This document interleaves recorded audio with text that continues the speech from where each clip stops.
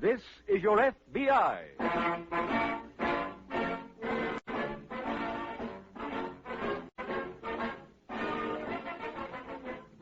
This is your FBI, the official broadcast from the files of the Federal Bureau of Investigation.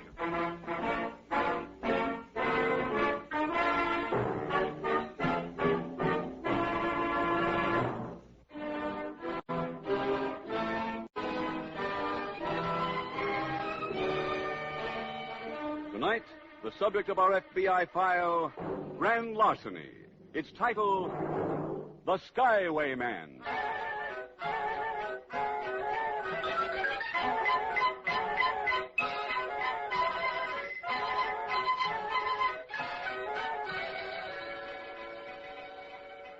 Crimes are committed for many reasons.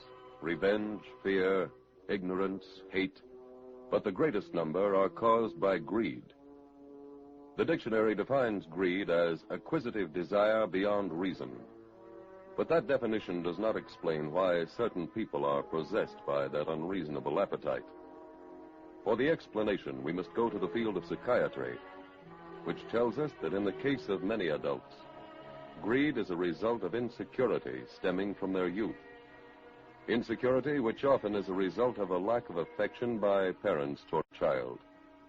Sometimes it is a result of overprotection of a child by parents. The insecurity coming when the child goes out into the world and finds himself unable to cope with a society which does not give him similar overprotection. This message is brought to you so that parents in the homes into which this program is coming may learn what they may do today to well determine whether or not a crime will be committed 10 years from now.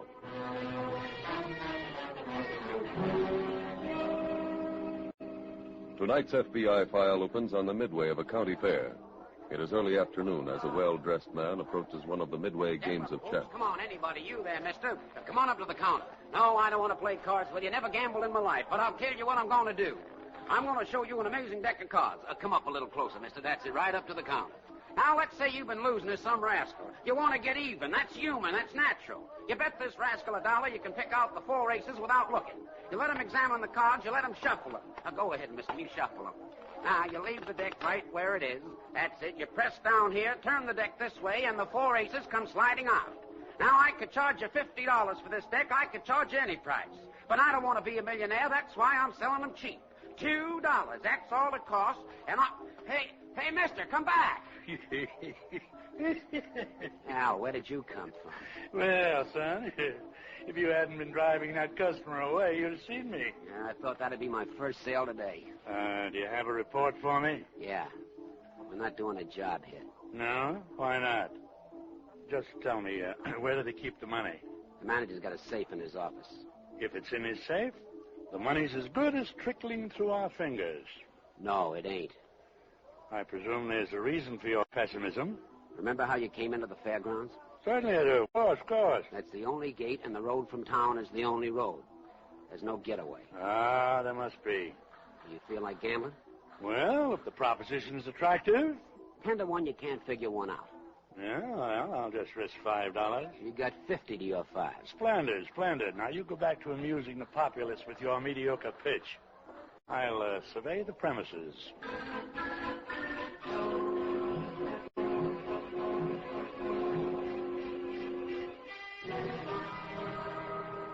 That same afternoon, at the FBI field office in a city some miles away, Special Agent Jim Taylor approaches the desk of Agent George Bentley. Hi, George. Oh, hello, Jim. This is one fugitive we won't have to worry about for a while. He got 30 years this morning. We've got a couple of new ones on our hands. Oh, who? A case the SAC just put us on. Several county fairs and carnivals have been burglarized in the past 6 months. Yeah, so I saw in the bulletin. Well, we know definitely the same safecracker worked in 4 different states because he left fingerprints behind each place. That'd probably mean the loot was transported interstate. Yeah, I guess so. Any ident on the burglar? No, but we do have evidence there are at least 2 men. A watchman up in Oregon saw them run after one of the burglaries. How come we were alerted? Well, as the watchman approached the shack where the safe was, he heard the burglars talking. One of them said something about coming here. Oh. Where was the last job? Oregon. Our office there is working on it. I thought we'd cover the transportation terminals here.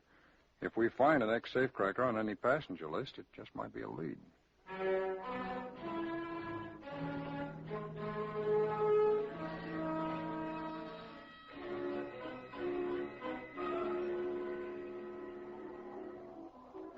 Hi, Betty. Hi, Chuck. You done your jump? Just now. Pretty soft. One jump and through for the day. Maybe through for good. You retiring? Might have to. Come on, walk me over to the office.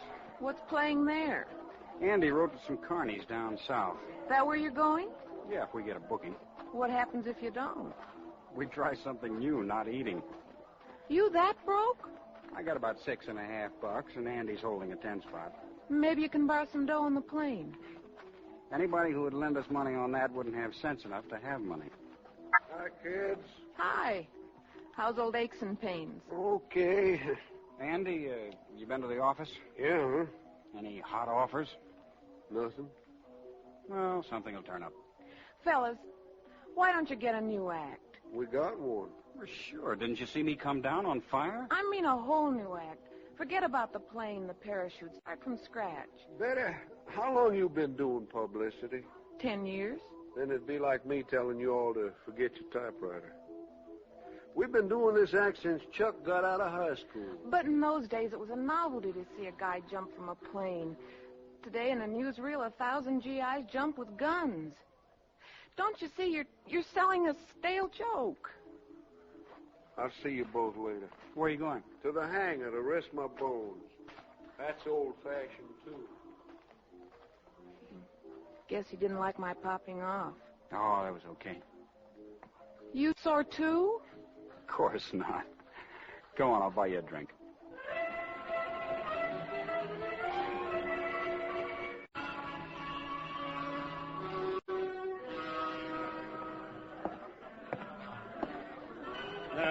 Hello there. Greetings, Roy. Oh, hi, Al. Sit down. Thanks. Well, Been over the whole layout already? yep. And the outlook seems to appear gloomy. After this, when I say there's no getaway, don't bet me.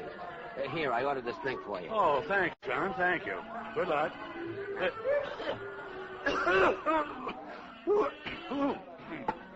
Well, with whiskey like this on the market, I don't understand how the population keeps increasing. I took a little look at that safe in the manager's office during my stroll. I can open it with this piece of lemon peel. Why eat your heart?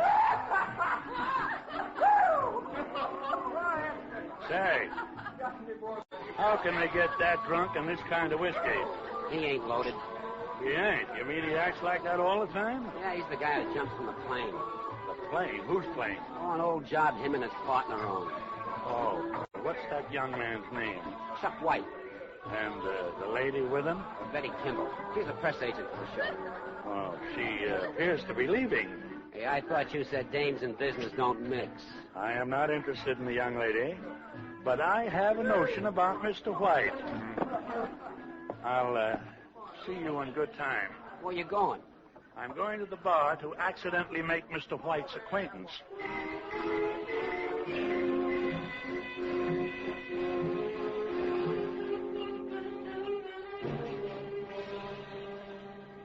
Tracking down suspects is never an easy job, and this case proved to be no exception.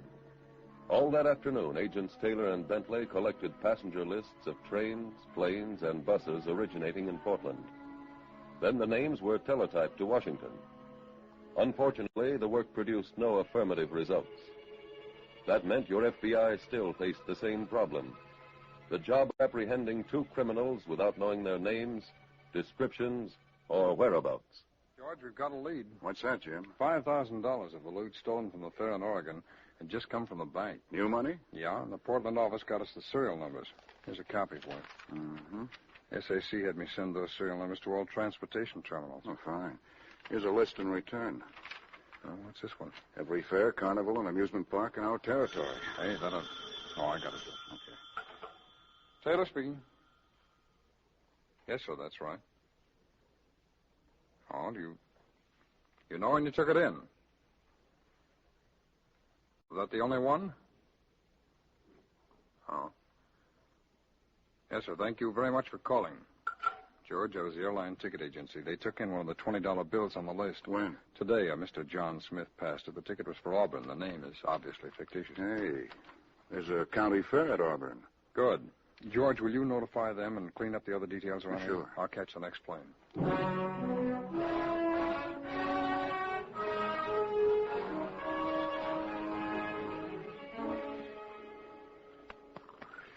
Andy.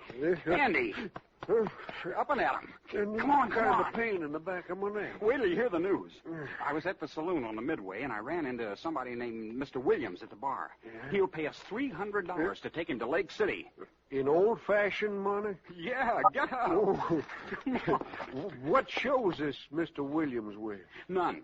He missed his train back to Lake City, and tomorrow's his boy's birthday, so he's got to get home. Yeah, I like that boy of his. He already paid me. Look. Where's Mr. Williams now? Shopping for a birthday present. When's he want to leave? Sometime tonight. Well, that'll give me time.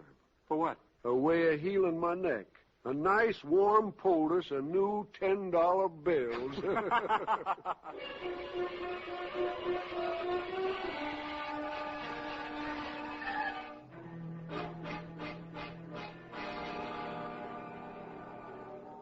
All right, you riffle the cards this way, and everyone's the 8 of diamonds. You say that's not a trick? Okay, try this one.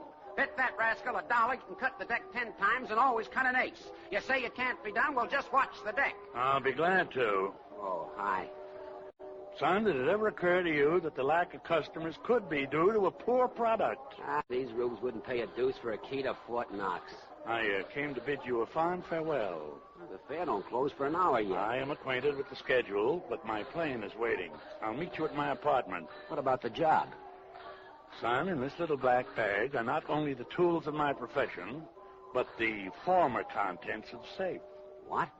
An opportunity presented itself a few moments ago that was a little bit too good to pass up.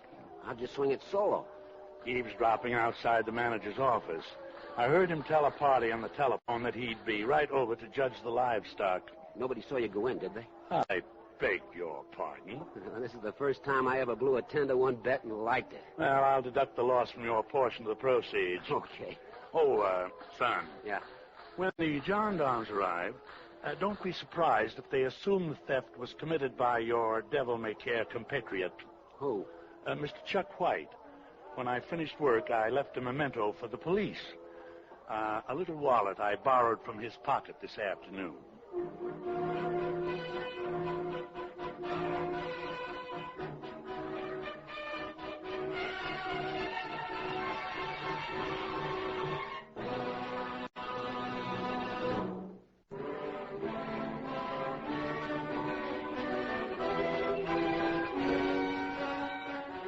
And now back to the FBI file, The Skyway Man.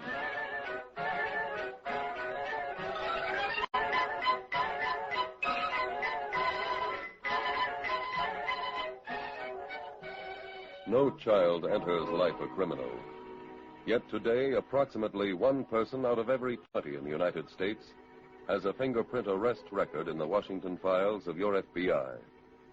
In tonight's case, you see 2 of those people, an older criminal and a young man in his 20s. Each is a confirmed lawbreaker. Why? Actually, the sources of crime in America may be sought in 3 directions. In the abnormal personality traits of the criminal, in the general culture of American society, and in the abnormal physical or social conditions under which the criminal has lived. Of those, perhaps the most important is the last, the physical or social conditions under which the criminal has lived. Each person is a product of certain influences, and it is axiomatic that home life and parents rank at the top of those influences. If you are a parent, what are you doing to help prevent your child from becoming a criminal of the future? Is he learning by watching you to respect law and order? Are you giving him the attention and affection he needs? Your FBI has learned many things in its years of fighting crime, one of them being that even more than charity, crime prevention begins at home.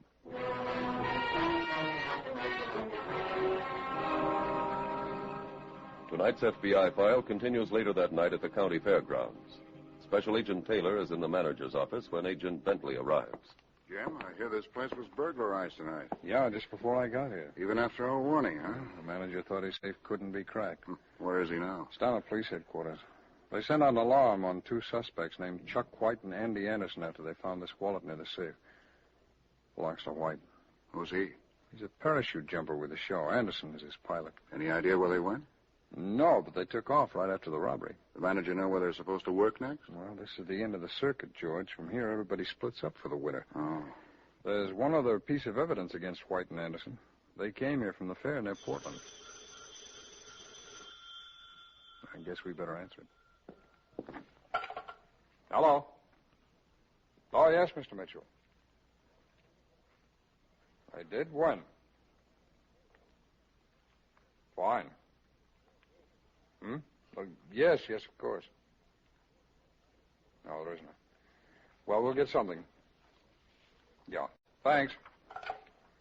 George, that was the manager. Word just came in at headquarters on that alarm. The plane's been found at Lake City. How about the 2 men? Lake City police are holding them. Well, I doubt we can get there tonight.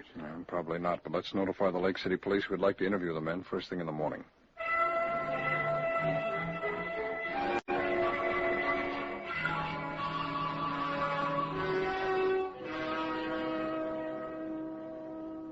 Mr. White, you claim you have no idea how your wallet got into the manager's office, huh?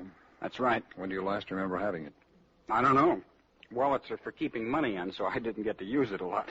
Seems like y'all know me and Chuck ain't crooks. Mr. Anderson, White's wallet was found in the safe after the burglary. You both took off from the fair immediately after that safe was cracked. You both had money that was stolen last week at a fair in Oregon, and you both worked at that fair. What we told you, we got that money from Mr. Williams. Yeah, ask him. We're trying to.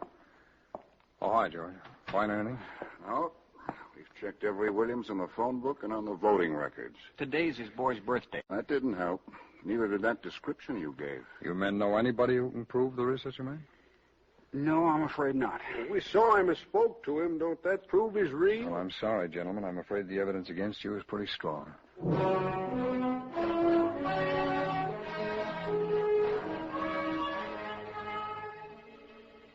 FBI headquarters in Washington takes an important part in all cases.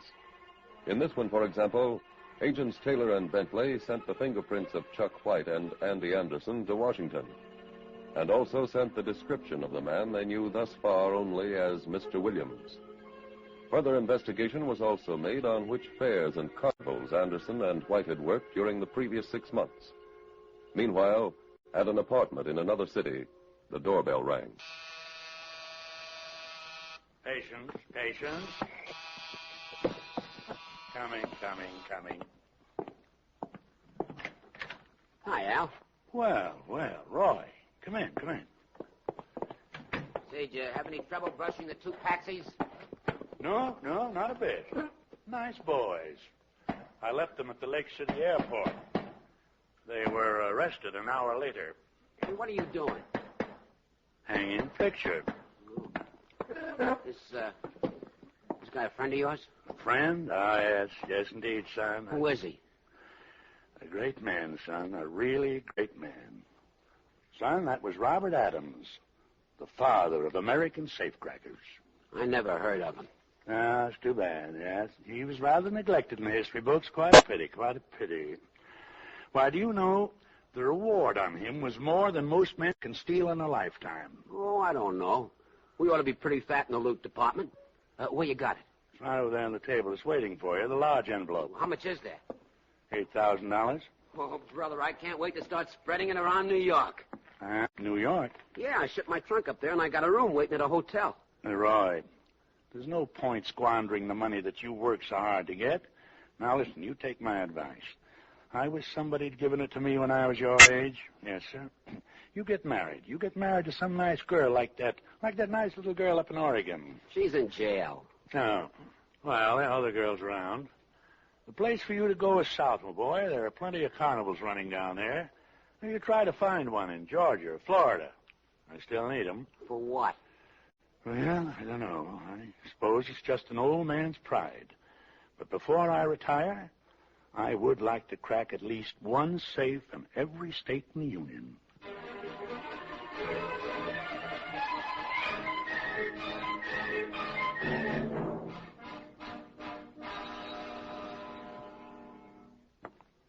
got some reports from Washington. Neither White nor Anderson has a criminal record. Anything back on that Mr. Williams? Yes, there is a safecracker with that name who answers the general description. They wire photoed his picture for us. Well, that it? Yeah, here, take a look at it. Mm-hmm. Are you the FBI men? Yes, that's right, Ray. The policeman at the desk said to see you. About what? Chuck White and Andy Anderson. I'm Betty Kimball. Oh, I'm Agent Bentley, and this is Agent Taylor. How do you Kimball. do? You know anything about the burglary? Just that they didn't do it. Are you related to White or Anderson? No. I was the press agent with the fair down to Auburn. Oh, I see. Well, tell me, do you know a Mr. Williams? Williams. Williams, isn't that the man that Chuck and Andy brought up here? No, that's their story. You can believe them about anything but their act. We have Williams' picture here. Would you take a look at it, please? Mm-hmm. Ever see him? I think so. Where? I'm trying to remember. Sure. That's a guy I saw hanging around Roy Carter's pitch on the Midway. Oh, they seem to know each other? Like old pals. Who is this Roy Carter? A grifter. He works carnies, fairs, any place he can set up a stand. Where can we locate him? In New York, but I don't know where. I ran into him yesterday while he was checking his equipment at the station. Told me he was going to New York for a vacation after he stopped to see a pal. George, that pal could be Williams. Yeah. Did he mention any other city? No. Well, if Carter bought a ticket to New York with stopover privileges, the railroad station might have a record of it. Let's call and check.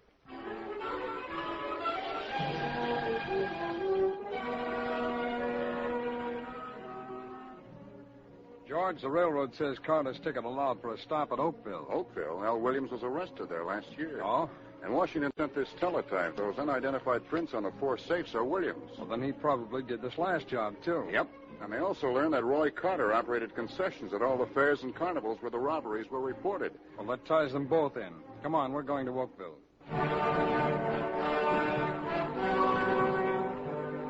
Never mind those phone books, George. Why? I found the cab driver who picked Carter up. Hey. And he remembers where he took him. Oh, where's that? An apartment house at 73 Allen Street. Let's get over there. Janitor says Williams left town yesterday. For where? He doesn't know, but he told me Carter visited Williams a few days ago. They live together? No, but, George, if they're back in action, maybe we can find out where. Let's get to a phone.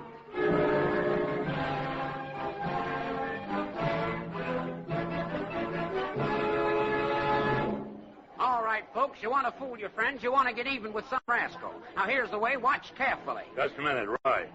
Where have you been? No place. I was here at 3 this afternoon, again at 6.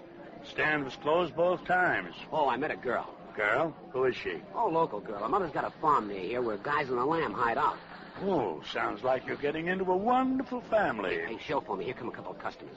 All right, folks, here's the magic deck. You always get an 8. See, here you are, mister. You shuffle. We didn't come here for that, Carter. We came for you. You too, Williams. I beg your pardon. Do we know each other? We're special agents of the FBI. These are warrants for your arrest.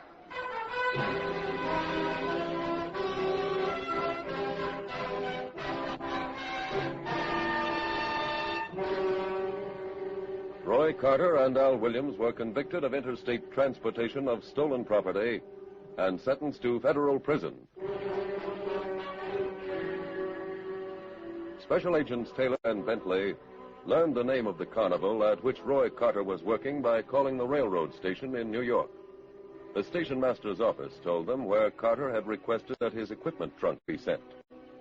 The arrest of the two fugitives in this case illustrates not only the thoroughness of any investigation by your FBI, but also the labor which goes into freeing innocent suspects.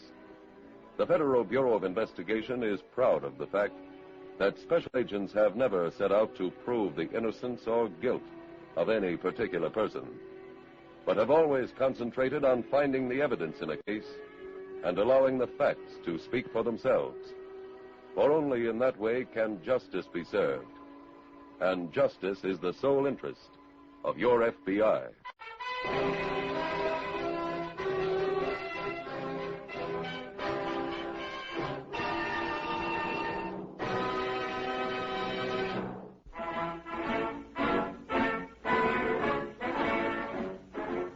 The incidents used in tonight's broadcast are adapted from the files of the Federal Bureau of Investigation. However, all names used are fictitious, and any similarity thereof to the names of places or persons, living or dead, is accidental. This is Your FBI is a Jerry Devine production.